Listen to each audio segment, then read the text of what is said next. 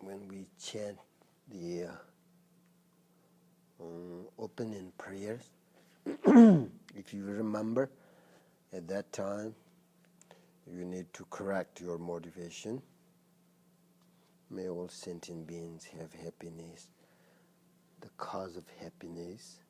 May they feel free from suffering, cause of suffering. And that very important to think about it, right? All living beings, happiness and suffering, very common. Happiness and suffering are opposite, and very important to know about it. Both happiness, we want happiness, we don't want suffering, but we need to understand both. What is the cause of happiness? What is the cause of suffering? In order to have happiness, we need to understand the suffering. Thich Nhat Hanh said that it's beautiful. It said like happiness and sufferings are like a mud and a lotus flower. In order to have a lotus flower, beautiful lotus flower, you have to have mud. Otherwise, you can't have lotus flower without mud. Mud, right? Similarly, happiness and suffering. In order to have happiness, you have to understand suffering. Otherwise, there is no happiness without suffering. So therefore, very important to think about happiness and suffering. These opening prayers, when we say these prayers, you have to not just recite. It's not just without visualization, without thinking, just saying. It's not much benefit, the words, Buddhas, the words are actually like remind you at that time what you want to do, what you think about, what you visualize, That's just nothing other than that. Just makes you think, or what that time you need to do. So you don't have visualization. You don't think. Just say blah blah blah blah blah. It's not so good, So the words are really. It's like rain, finger rain. Or I get married, I have a wife, you see the rains like that. The words you say, this time I have to think this and that. That makes you change your mind, right? Just saying without nothing, just saying can't change your mind. Or if say here, may all sentient beings have happiness. You have to think about all sentient beings, right? Why they want happiness. What is the cause of happiness, like that. And then if through that you can change your mind. You can change your mind. How, for instance, there's like if you think about happiness, you don't want harm others because we all need happiness. So if you think, then change your mind. I don't want harm. At least if I'm not able to help, at least not harm. Right? Remember last time we talked about the people, a person who are down, or into the water. You can't save this person. At least don't throw, rock? Don't throw a rock to them. Don't harm them. Okay. So recitation. Don't throw rocks at them. Down in it, yeah. All these recitations and visualizations and meditations, all these are, what's the purpose? Change our mind for that. Nothing other than that, right? So if you do something every day and can't change your mind, then not much beneficial. So sometimes, we go to meditation section and we go to, meditation group, and you just sit on a cushion, and then your thoughts come up, right? Oh, I should do something. I should do this and that. You are here, but your thoughts just like thinking, too much. Oh, I should return this phone call, or I found the solution to the problem we were dealing with at work yesterday, or I should do this, and I have to go there and that, like that. Sometimes you just, as soon as you just sit on cushion, and then you are thinking like that, either past and future. So that's very usual. It's very normal. It's very common. So when this kind of thoughts arise, and what we need to do is just to stop and ask yourself, is there anything that really sort of very much or desperately needs to be done in the next in half an hour, such that somebody is going to be, drastically or really harmed if I don't do it.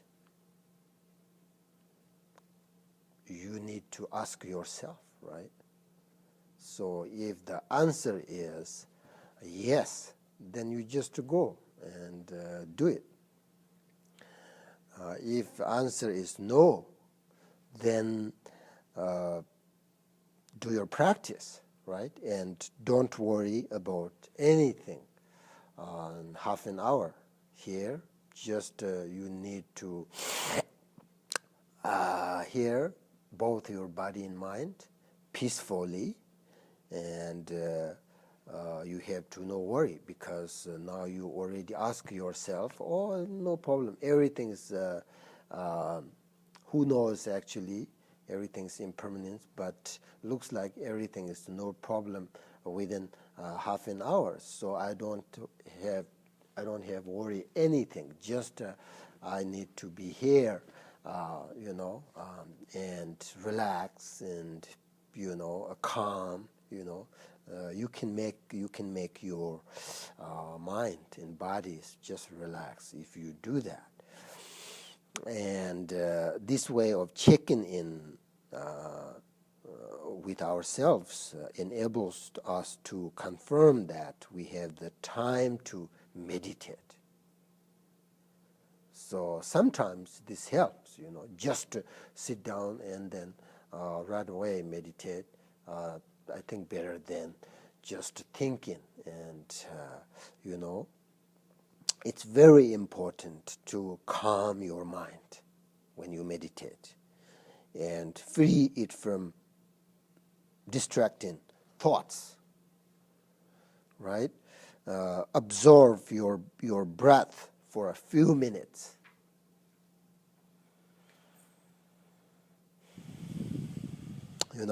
And then cultivate good motivation. I always say that, putting your mind into your practice. It's very important. And for that reason, it is good to begin any activity, especially a meditation section, by cultivating your motivation. the motivation is the most important. That's why all the practitioners, teachers, masters, whatever they do, first they correct their motivation. Because whatever you do, virtues or unvirtues, it depends on your motivation, right? So that's why correct motivation. And why am I meditating? Just to sit down. Why am I meditating? And sit and observe the reasons that spring up in your mind. They may be, oh, I want to be more relaxed, or I'm angry, and I want to be a calm, or my friend or my teacher told me that meditating will help me, so I want to try it. So whatever your motivation is, just first, don't judge it, just observe, just understand. You need to understand what is your motivation. And sometimes our initial motivation seeks the immediate benefit we hope to receive from the meditation section. This is limited motivation, and so it is beneficial to sort of expand it, because our motivation is the main thing, determine the result of an action. So a small motivation brings a limited result. A big motivation brings a sort of limitless result. So for example, if our motivation for an activity is our own happiness, now we may or may not succeed in sort of getting what we want, right? If our motivation is to prepare to sort of die peacefully and have a good rebirth, then our action will also create the cause for that. And if our motivation is to sort of liberate ourselves from samsara, from silly existence, our action will be part of the cause that bring that result. If our motivation is to attain full enlightenment in order to have full compassion, wisdom, and skillful means to benefit all sentient beings, that will be the long-term outcome of our action. So whatever, your intention, the result really depends your motivation. Sometimes when we observe our meditation at the beginning of section, we discover that we are thinking, why am I sitting here meditating? Sometimes people really don't get it, meditation, or not so much help, or difficult to meditation. Then they just, why am I doing this? I should be doing something useful, like making money, or like meet my best friend and have food with him, or something like that. It's possible. People, why am I doing here? It's nothing, right? So such doubt is another way the self-centered attitude tries to sort of distract us from doing what is beneficial, really, So to counteract this, remember that we have the Buddha potential as well as precious human life with all the beneficial circumstances to make our life highly meaningful. It's really important to remember that we have the seed, of the enlightenment. So this sort of gives us more energy, right? More energy. I'm going to meditate in order to understand and apply the Dharma to my mind. Therefore, purify and transform my mind for the benefit of each and every living being, so that in the long term all of us will become fully enlightened Buddha. And it also makes our mind stronger and more sort of courageous. Joy begins to grow because we know that we are going to a correct or good direction. We are headed towards enlightenment. So then, not matter how long it takes to get there. Then we go through sort of a very difficult and our mind is difficult to tame, or our body is kind of ill, or we face other problems. We will not despair, Instead, we will know in our minds. So, I'm glad to see this sort of mental afflictions, because now I can clean them up. Now I can, work with these distraction, these obstacles. So I can transform them into the path to actualize the noble aspiration like Bodhicitta. When you meditate, do you usually, like when you meditate, do you think about your motivations? Yeah? And do you correct your motivation? Or you just go and meditate? You count your breath just immediately without saying these opening prayers? No, that's not good, because these opening prayers, really, I like this because it's not specific about Buddhism. It's just, how we need, how the living beings, all sentient beings want. They're saying that. So this makes really us, it makes us to think, yeah. So at least you don't need to recite so long prayers and lots of visualizations, right? But just these opening prayers, so important. Think about compassion. This makes you think about compassion, bodhicitta, joy, and equanimity, right? So at the moment, you think I have this precious human life with all the conditions, qualities, and beneficial for sort of a spiritual practice.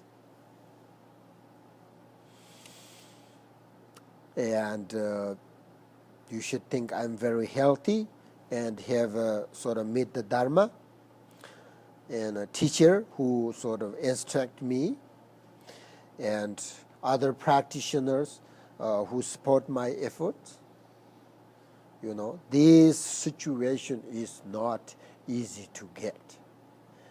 This is much more difficult than find a job.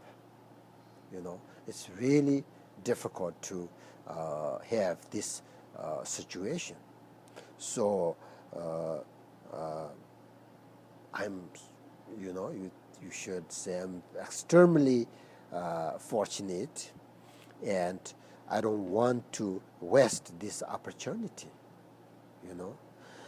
In fact, I'm alive today due to the kindness and efforts of others. My parents gave me this body and took care of me when I was a baby. So grateful, very important, right? And also the teachers who taught me about Dharma, how to take care of the life. All the sort of abilities and capacities I have are due to others who believed in me and who encouraged, and taught me. So all my possessions were made by others. So from the bottom of my heart, I desire to give something back to the world and to help others find happiness. The wonderful Buddha potential exists inside of me, and I want to activate it. It's very important, right? We have potential. This is important. I can do this because I have a cause, condition. I have a seed, become find the happiness, myself and others. And through meditating, right? Nothing other than that. You don't have to very hard work. You don't have to give everything away. No, just change your mind. Once you change your mind, then automatically change your actions, activities, because mind is the root of all. Mind is the boss. So if you change your mind, then you will change everything. Doesn't matter. It depends how you change your mind. Good way, your activities, actions will very good, automatically. You change your mind bad way, your actions, activities, very bad. So everything depends on your mind. So that's why you have to meditate. And purify harmful emotions and negative karma. So after cultivating your motivation, then you may want to spend some time on mindfulness, right? Mindfulness of breathing. So this is actually how you, of course, how to meditate. This is actually how you meditate. But sometimes I think it's really helpful if I remind you, even though you understand how to meditate, how to do it, but sometimes, it helps. When I go to Tibet, every time I try to find a great teacher who teaches about great perfection, because I understand everything. I understand great perfection. I know how to meditate on it, but sometimes it's really helpful. Some good teachers teach you over and over and remind you. It's for me, it's really helpful, even though I understand how to meditate. But it's really helpful. Somebody reminds you. So that's why I thought, if you really think about everything, actually depends on your motivation. if you have a good motivation and intention, then you have a good path, good action and good path. If you, I think Zinjingme Langba says that, right? If you have a bad motivation and intention, your path and your action will be bad. So I think that's really true. It doesn't matter who you are. The motivation, I think, is very, very important.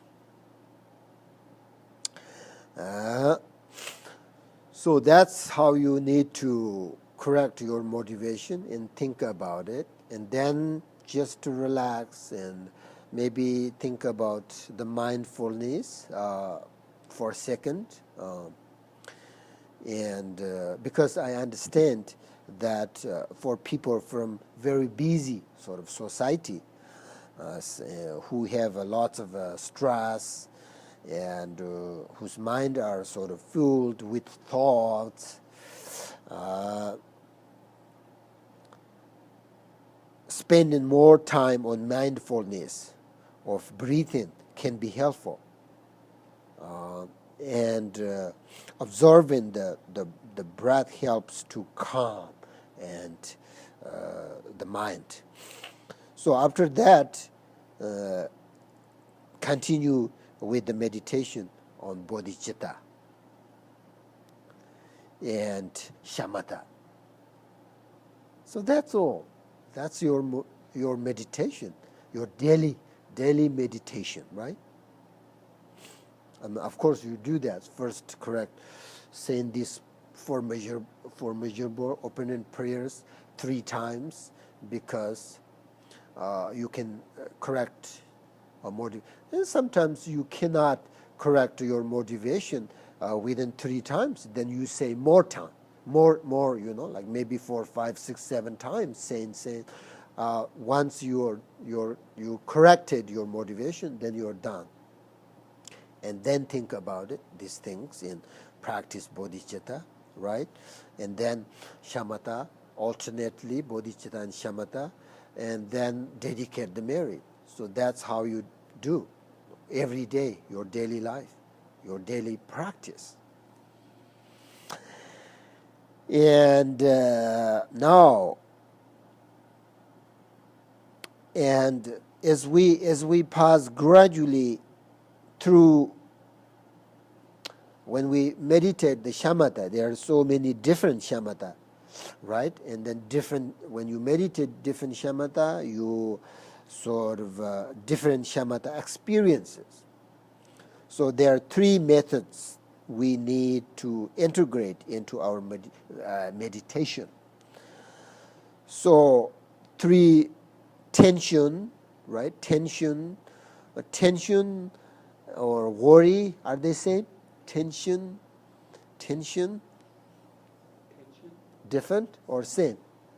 Tense? No, tense, yeah. The tension. tension. Okay. Worry? No, they're not same. Huh. Okay, tension and relaxation, then the reverser, these 3. So the first tension means what? Tighten, yeah. Tension means tighten, right? So both your body and your mind, right? Body and mind, so that we sort of produce sensitivity in our attention or awareness that will prevent us from becoming sort of distracted. So the method of the tightening, right? Tightening. Okay. Thank you. Tightening up our body and our mind should be practiced for a very short time. That's why the teachers always saying that if you are beginner, that then you practice short and frequently, right? Short time and frequently. Because this tension, your body and your mind is so what do you call it? Tight, difficult. And then the relaxation, the method the second method, which is the relaxation. In this method, we consciously relax both our body and our mind and allow our mind to come to rest naturally on the object of meditation. However, here also we still need the faculty or ability of awareness. In Tibet, we say plant the guiding of mindfulness, which means we establish the faculty of mindfulness such that even though we are relaxed, we do not become distracted. Mindfulness. And the third method is reverser. Reverser is to take an approach that is the opposite of our usual one. Normally, in the context of the great perfection or the emptiness practice, we want to sort of somehow avoid the horizon of thoughts. And therefore, we are sort of constantly trying to calm thoughts. We are always hoping for a state in which there will be no thought. The method of reversal is to reverse this process instead of attempting to stop thoughts. We almost want to sort of originate thoughts, right? In that state, the mind is so relaxed that the placement of our mind on any choose object is easy and very workable. So now, practice shamatha with these three methods. Can you say more about tight? You're talking about tight as a method. Yeah. No. Tight is the situation. The method is short time, frequently. If your body and mind both are a little bit difficult and concentrate on the object, meditation, then that means very tight, right? And then you need to practice very shortly. Understand? Because tight is something we generally do not want. No, that's why.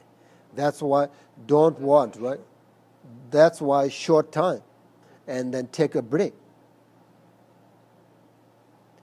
Beginners, very narrow, very difficult to sit on cushion because pain here and there, and then just short time, short meditate. Understand? All right. Now, So the first one was there's tension, and the way to counter the tension is you're doing short sessions many times. And then what's the second one? The second problem and the solution? they're similar, right? The second one is the mindfulness, exactly. The mindfulness. What's the problem is not being mindful? The problem is thought. The problem is thoughts. Yeah. The solution is being mindful. Right. Thoughts and tight, and your body both, your body is kind of very tight and pain, you can't sit. And your mind full of thoughts. Then very helpful, meditate on short and frequently. Then explain reversal again. Reversal is the third one. Third one. What that means, it's similar exchange, right? Reversal, Opposite is reversal. exchange. Reversal usually means opposite. Like if you're going forward. Oh, I don't understand then reverse, then this. back. Yeah, yes, that's exactly, yeah, reversal, right? So that's the third method. But what's the method? What is it? Reversal is to take an approach that is the opposite of usual one. Like, for instance, when you practice about emptiness, the emptiness, the meditation of emptiness, avoid, or what do you call it, stop your thoughts. They go in other directions, right? Not follow your thoughts. Stop your thoughts. It's the method. So that's a reversal method? Yeah, I think so. Shamatha would be considered a reversal method. Sure, yeah, that's the same. All right, now we have to practice meditation.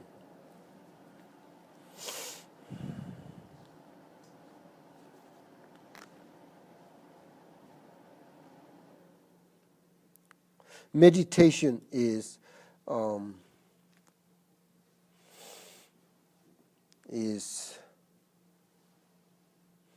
how you say the introduce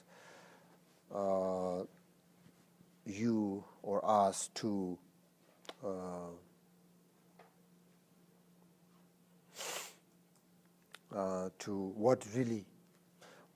what we really are, right? Which is unchanging, pure awareness. That is the base of the whole of life. So it is actually quite amazing that our minds cannot stay sort of for any longer than just few moments without grasping or after distraction, like without these thoughts. It's just it's difficult. So our minds are very sort of restless or preoccupied and absorbed with thoughts. If there is no thoughts, then really the mind is calm. So for today meditation, we will alternate between looking at the mind and resting meditation. Looking at the mind and resting meditation. Understand? The way you do this is to look at your mind by focusing on the breath.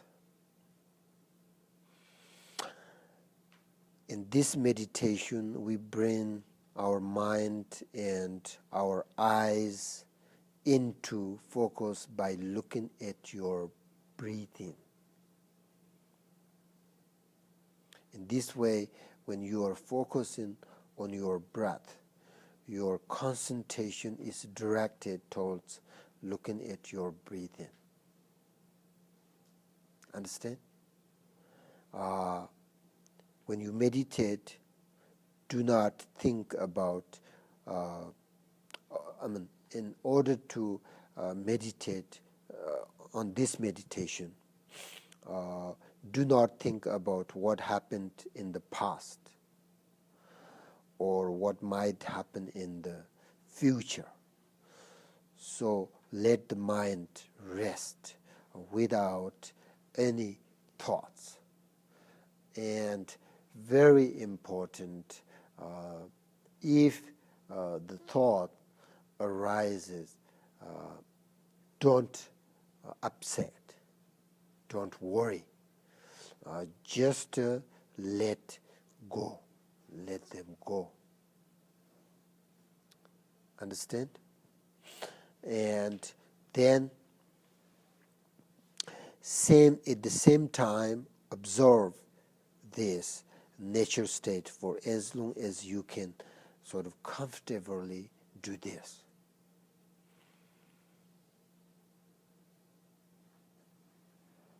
You look at your mind means you focus on your breath with your eyes. I can do that. Can you do that? It's very nice.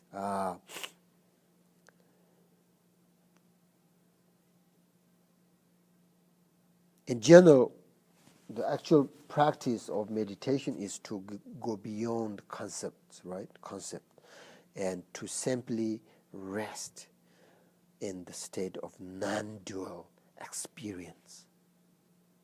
That's the meditation.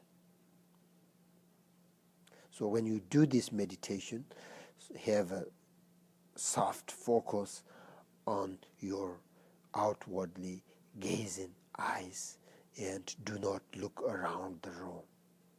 Just look, your eyes look at your breath. That doesn't mean you see the breath. That doesn't mean, but you focus your mind and eyes both on the breath. Yeah? Saying the breath when it's outside the body or the breath when it's inside the body? Both. Too? You need to focus on both. Both. So it's like you're looking this way and then you're looking this way. Yep. You see, if you do this meditation, you will see, the relaxation in your mind through your eyes. Understand? Today I teach kind of very strange. I don't care what you think. This is on my own experience. When I meditate, I can see my relaxation, my nature of mind through my eyes. So that's why I will let you do that. Okay, and so you just looking at your breath only, not everybody, not you just that. This means you don't focus on anything except your breath. Then after you get tired of focusing on the breath and eyes, and then just rest for a while, and until your thoughts arise again.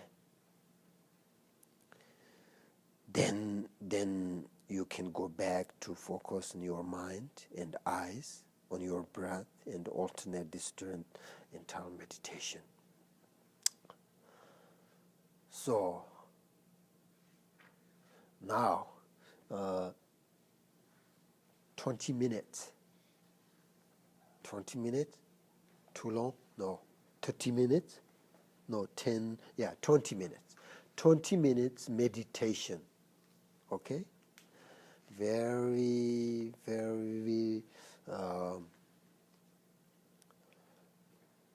relax both your body and mind. Just don't do right away this meditation. Just be relaxed and bring your mind back in your body.